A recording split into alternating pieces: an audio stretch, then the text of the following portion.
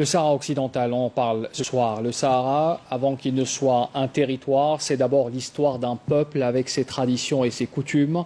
Un peuple sahraoui qui n'a eu de cesse de réclamer son droit légitime à disposer librement de son destin, de sa terre et de son devenir. Un peuple qui aujourd'hui souffre encore d'une machine coloniale dépassée, qui n'est plus en phase avec la réalité et qui perpétue une tradition expansionniste aveugle. Évocation ce soir avec Sami Benchir.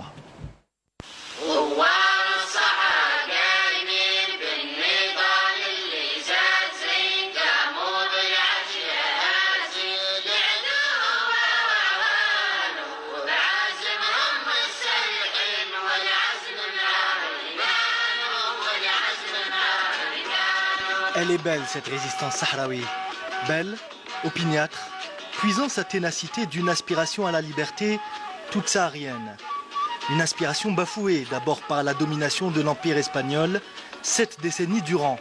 Ensuite par cette occupation du royaume marocain qui, 45 ans après, ne semble toujours pas en disposition d'emboîter le pas de la modernité onusienne, celle de la légalité internationale et africaine, impliquant l'intangibilité des frontières.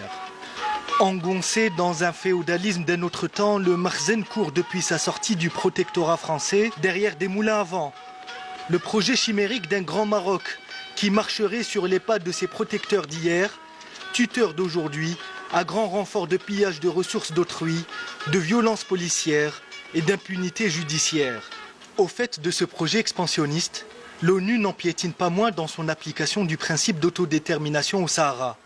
Résolution de l'Assemblée générale à l'appui.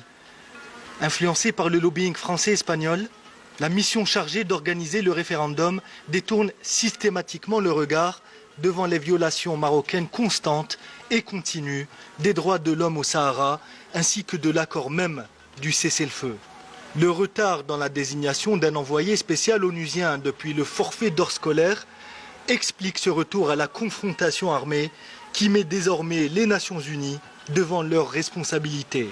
Si tous les rapports officiels font état depuis 1975 déjà du consensus écrasant parmi les Sahraouis autour d'une opposition à l'intégration dans tout pays voisin, il incombe donc pour l'organisation de respecter un droit qui figure dans l'article 1er de sa charte, le droit inaliénable des peuples de disposer d'eux-mêmes et de fixer définitivement une date pour un référendum qui devrait délivrer ce qu'on appelle la dernière colonie d'Afrique.